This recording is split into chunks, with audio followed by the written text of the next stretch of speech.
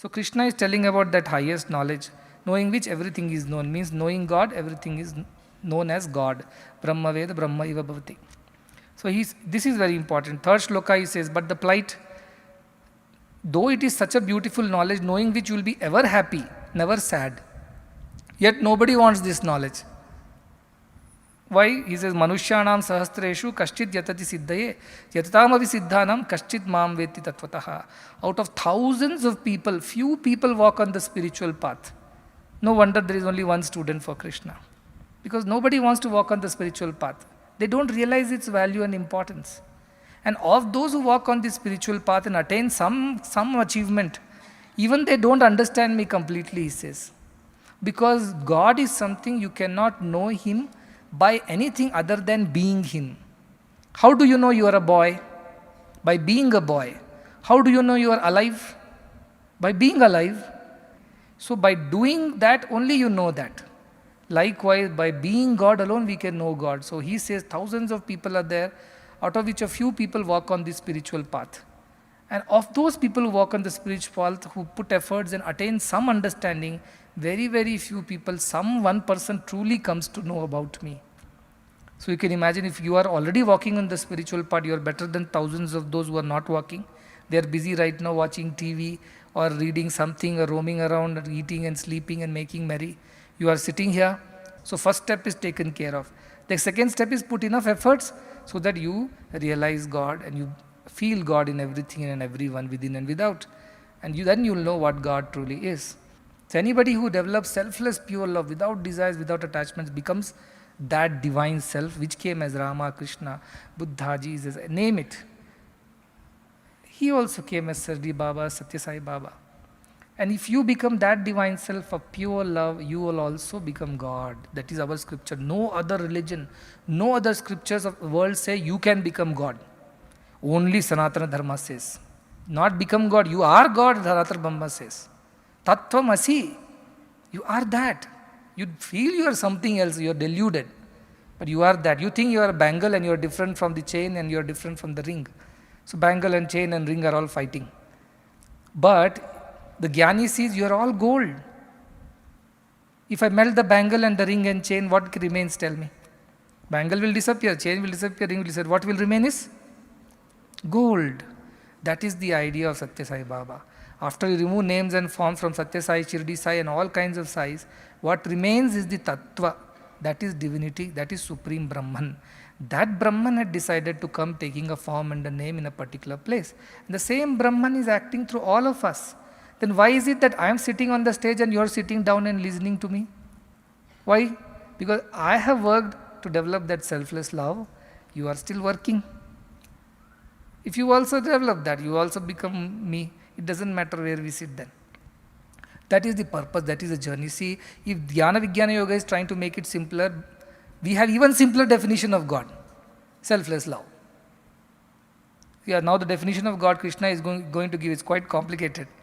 But my definition of God is your pure selfless love, develop that. So here is the opportunity for you to be here, learn all these things, walk on the spiritual path, develop selfless love and become God. So simple, every good is God, I say. G-O-O-D, good, G-O-D, God. So do good and you become God. So simple. Just do good. Kuru punya mahoratram smaranityam anityatam. Simple step of become God. Adi Shankara laments in the Viveka Chudamani, he says, Durlabham trayave maitad, Daiva nugraha hetukam manushyatvam mumukshatvam mahapurusha samshraya. It's very rare to find these three blessings. One is to be born as human being. You could have been born as ant, insect, cat or rat, anything, bat. But you are born as human being. In that he says, mumukshatvam, you also developed a desire to know the truth. You know you are not just this man and woman, the body that you are in, you are more than that. That has been told to you. Beyond your indriyas and mind and buddhi and chitta, there is an Atman in you. Like the electricity is in all the bulbs. Bulbs are different. Electricity is inside them. Like that, there is an electricity called God inside you. Find that. This is what is being told to you. So he says, if you develop the desire to find God, because a lot of people don't have desire to find God. A lot of people in the world, they are busy making money, making merry.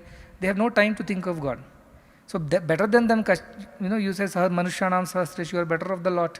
So congratulate yourself. Before congratulating, also one more thing. You have got this Mahapurusha Samshraya, you have got the company of a noble one. So you are very blessed, because even if you want to learn like Ekalavya, if you don't get a teacher, Dronacharya decided not to teach, Ekalavya has to struggle. But you don't have to struggle. Why? Because you are learning all the time. You're learning from me, learning from great people. Adi Shankara in Viveka Chudamadi says, Labdva katham chin narajanma durlabham. Having found this narajanma, which is human birth, which is so rare, somehow you have got it this time. You were not born as a cat, rat, bat, as they said. Then tatrapi pumsatvam shrutipara darshanam. In that also you got a male birth, he says. Now, no offense to the female birth, but what it means that in those times this knowledge of Vedas was accessible only to the female, or only to the male. Women were not allowed into Vedic traditions. That was somehow that when Shankaracharya was writing this, before that women were there, after that also women joined, but during that time Indian philosophy and Hinduism and Sanatanism was going through a transition phase. So you should always remember whatever is said in the time and the context of it. Don't simply quote and misquote left, right, center without any context. The context of the situation was when women were not having access to Vedas. That time Shankaracharya says, now you are born as a human, in that you are born as a male. In that Shruti Para Darshanam, you have got the understanding of the scriptures, you got to learn all that thing. Then, Yastu Atma Muktau na yateta mudhadi sahyatma swam vinihantya sadrahat. He says, even after all these things, if you don't put efforts to realize divinity within, then you are such a fool who is committing his suicide. Japan, they say harakiri. You are such a fool that after getting a man's birth, after getting to know all the scriptures, you don't try to realize divinity, you want to make merry and enjoy life, is as good as committing suicide. This is what Ishwar Upanishad also say, Yekecha atmahano janaha. They are killing themselves by not following the spiritual path. Vivekananda says, those who live for others alone live, the rest are more dead than alive. Why? Because they are living selfishly. Selfishness is not divinity. So this is the idea that you all should put effort and realize the divinity. Then now Krishna says what divinity is, who I am, not the Devaki Sutam Vande Jagat Guruma. Who he is he? He says, Bhumi Rapo Nalo Vayu Kham Mano Buddhi Revacha Ahankara Iti Yamme Bhinna Prakriti Rashtadha. In 8 ways I manifest in the world. When I appear in this world, Krishna says, how many ways I appear? In 8 ways. What? Bhumi, Apo, Nalo, Vayu, Kham. Akasha, Vayu, Agni, Prithvi, Jala. In these 5 forms, you all know that. Space, ether, air, fire, water and earth. And Mana, Buddhi, Evacha.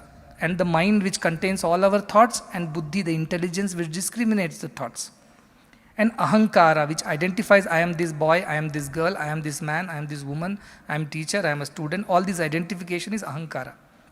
In these 8 ways, I manifest. Means all this is his manifestation only. But he says this is my lower manifestation. I have a higher manifestation also. Now you go to some shop and you want to order something. They will say if you want a lower quality shoe, this is the price. Higher quality shoe, that is the price. Or lower weight ornament, gold. 20 carat, 18 carat is cheaper. 24 carat is costlier. Like that Krishna is saying my 22 carat or 18 carat manifestations are this world. I am in the air, water, sky, everything is emanated out of me. The purest form is another one. Then he says the next loka, apare meya itasto anyam prakritim vidhi me param jiva bhuta mahabhaho yayedam dharyate jagat. Apart from this is the lower version of mine. The upper or the higher version is another one. Which is that he says, that appears as the jiva in all the beings. The spark of divinity in all. Like electricity is in all bulbs. Can you see electricity? You can't. But because of electricity the bulb is glowing. If you simply put the bulb in the socket and connect the wire and no electricity, will the bulb glow? No. So the wire, the bulb, the socket, all that connection is like the Prakriti. Prakriti means the material manifestation. But the divine in all this is like the electricity which makes it all function. So we are functioning because we are divine. If you for a moment don't believe that you are divine, just ask yourself, are you functioning or are you dysfunctional? If you are still functioning, then you know that divine has not left you. If the Atma leaves you, that's it. What remains of you is only flesh and bones. Because the Atman is there, that is God's presence in us, we are all alive and doing what we are doing. That is why it's very important to always believe. And that is the reason Dharyate Jagat. That is why this world is existing. If God leaves this world, everything will collapse. Like electricity leaves, all the bulbs will go off. So that is the idea. Though electricity is one, in every bulb it is little electricity. There, you can't say these many bulbs, so that many electricities are there. No, there is only one electricity, but in each bulb it goes to whatever the voltage is, and accordingly, or wattage of the bulb is, and accordingly shines. If there is a big bulb, 1000 kilowatt, it will shine brighter. If it is a small bulb, a 0 watt bulb or a 10 watt bulb, it will be a small glow. So Krishna says, I am that electricity like divine presence in all, which makes the whole world sustain. If I leave, everything collapses. So that is the idea. Then so you understood there are two sides of Krishna, right? One is the world. Other is the divine energy which runs this world. The divine electricity which makes all the bulbs glow, fan glow, light glow, all these things. So he says, Etad yonini bhutani sarvani tyaput upadharaya aham krishnasya sragatah prabhavah pralayas tatha. I am the reason for the birth and the disappearance of the world. Like water, ocean is there. How many have seen ocean, sea? Waves are there on the ocean. Now where do the waves come from? From the ocean. Where do they stay? On the ocean. And where do they disappear? In the ocean. Ocean is like God, and we are all like waves. We appear, dance on the ocean, and then disappear after some time. And this goes on. We are born and we die, we are born and we die. In between we live. This is the process. So Krishna is saying, I am the beginning, I am the end, I am the middle of everything. Because my energy sustains everything. If the water is frozen in the freezer, it will become ice. Ice kondu shape irutte, form irutte. Ice has a shape and a form. But is it not water only? It is. So when it's water, it is one thing. It is ice, it is another thing. But both are not two different things, is what Krishna is saying. When I appear as the Akasha, Vayu, Agni, Apa, Prithvi, I look like something else. But truly, I am only the same divine. Like the water only becomes the ice. So the one who sees water in ice as well as in the bottle of water, he knows the truth. But this is because we see the differences. We see the outer nature, we don't see the inner nature. Anta. Krishna says, Mattah parataram na anyat kinchidasti dhananjaya mai sarvamidam protam masutre manigana iva. Very, very important shloka. He says, beyond me nothing exists. I am the final, ultimate. You split everything into pieces and finally what remains is God only. And that God is what I am, Krishna says. Not the Krishna in the physical body who is pulling the chariot. I am the one who is running the whole show. The whole world runs because of me. He says, how? Like the pearls of necklace is held together through a thread, right? Beads of pearls are held together using a thread. Like that, Krishna says, I am like the hidden thread inside all the malas. And you are like malas, different flowers, different pearls. But I am the one who holds it all together. If the thread breaks, all the mala will collapse. All the flowers will come falling down. So that is the idea of Krishna. Says, I am within everyone. Because of me, everything runs. And who is he? He is the supreme divinity, not the physical Krishna. He is not talking about that at all. He is talking about the higher Krishna. And this sloka comes many times in Kathopanishad also. It comes, Indriyabhya para hiyartha arthebhyascha param manaha manasastu para buddhi buddher atma mahan paraha. It goes on. Finally it says, Purushat paramana kinchit sa kashta sa parangatihi. He is the highest. Beyond him nothing else exists. Buddhi, body, mind, intellect, chitta, hankara, all these are lower things. Highest is the Atman. Beyond Atman is the Paramatman. And beyond Paramatman there is nothing. And if you go to Aitreya Upanishad, there is a sequence of creation. Those who have studied Upanishads with me earlier, they know the sequence. For others, the teachers can teach them, or Paravidya teachers can teach at how Brahman alone was without name and form. From there he started thinking. He was called Ishvara. And he created Maya Shakti. With that he created the material world. Hiranyagarbha came. From Hiranyagarbha is the gaseous clouds. Even today we see a lot of gaseous clouds in this universe. From there reactions and all that happened, and finally came manifested form. Virata. From Virata came the Jiva. So like that there is a process. Sequence is there. You can study that in Aitreya Upanishad. So ultimately Krishna is not identifying himself with the body and mind. He is identifying himself with that supreme source of everything and supreme destination of everything. He thinks of himself as the gold, not the ornaments. He thinks of himself as the ocean, not the waves and the froth and all that. So he is talking about two types of his nature. One is the manifest nature as the world. One is the unmanifest nature as the divine principle inside all. Light is the manifestation. Electricity is the non-manifest force. That is the idea. And he continues to say, Who I am? Punyo gandha prithivyam cha tejas chasmi vibhavasau jivanam sarva bhuteshu tapas chasmi tapasvishu. I am the smell in the earth. Shabda sparsha rupa rasa gandha. These are the 5 qualities of 5 elements. Shabda means in the akasha or space, its quality is shabda, sound. Without space, there is no sound. Sparsha, in air we feel the presence of touch. When air or breeze passes, brushes through our cheeks, we feel the touch. But in space, we don't feel touch. Sparsha, rupa, fire, we feel the form. Air we don't see, fire we can see. Rasa, in water we can feel the taste, means we can put it on our tongue and feel it. But water, rasa, and Prithvi's nature is gandha. So he says, in the Prithvi I am the gandha, the nature of earth, that is the smell, purest of the smell. Like by this, what he means to say, I am the property of all the elements. Because of me, those elements exist. If water does not have taste or fire does not have heat, will we call it a fire or water? No. So they are fire and water because of me, he is saying, because I have caused the qualities in them. Like that he goes on to say, I am the life in all, I am the fire, heat in fire. Bijamma sarva bhutanam viddhi partha sanatanam buddhimatam asmi tejasvinamaham. He says, I am the intelligence in the intelligent people. Even the ability to think and discriminate comes from the divine only. Basically, these shlokas, which will go on like this for some time, I will skip all that. What it says is that I am the reason why everything exists. Without me, nothing exists. This is what Krishna is trying to say as the supreme being.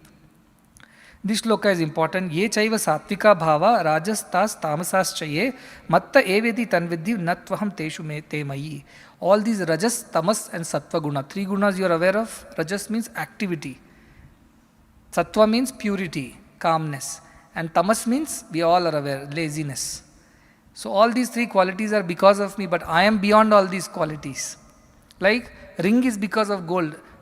Bangle is because of gold, chain is because of gold, but gold is not because of all the 3. You get my point? So when you look at God and say, this God is angry God, that God is happy God, that God is lazy God, this is all your imagination. He is beyond all the things, is what Krishna is trying to say. And then he goes on to say that mohitam na bhi janati mamebhya param avyayam. People deluded by these gunas, they don't realize that I am the supreme one who is not touched by these gunas. Idea is that Krishna is beyond attachments. Many people interpret Krishna's life in so many wrong ways. But Krishna is beyond attachment, beyond moha, beyond raga, dvesha, everything. He acts for the sake of running the world. But he is beyond all that. You should never forget. One day one fellow was sitting with me, he said, Swami, when you say like this, is it that you are acting all the time? That you are happy or you are sad or angry or you are... How do I tell him that in a way, yes, we are all acting actually. In a way, without knowing we are acting, I know and act. You don't know and you act still. So that is the idea. God just acts in this world for the sake of running the world, setting an example. You remember that? Yajyadacharati shreshtaha. As the good people set examples, others will follow. So for that sake, but don't ever reduce him to your level of understanding that he's also getting angry, he's also getting upset, he's also getting happy, excited, he's getting depressed. None of these affect that. Example, sunlight is there. When it falls on let us say on a lotus flower, does it become any beautiful? Sunlight becomes beautiful? No. If it falls on a garbage bin, does it become dirty? No. Sunlight is not touched by garbage bin or lotus flowers. Or a bulb is there. If bulb is in the bathroom, does it become impure bulb? And you take the bulb and put it into puja room, does it become a pure bulb? Promotion from bathroom to puja room. Or the electricity which flows through the bathroom wires is different from the electricity that flows through the Premamritam. Does electricity become purer or dirtier by this? No, it's beyond. But everything runs because of that electricity only. Yet electricity is not becoming dirty or pure by virtue of associating with all the material causes. So that is the idea Krishna is telling. See how beautiful that divinity is the reason for everything, yet it is beyond all. That is the purity of divinity.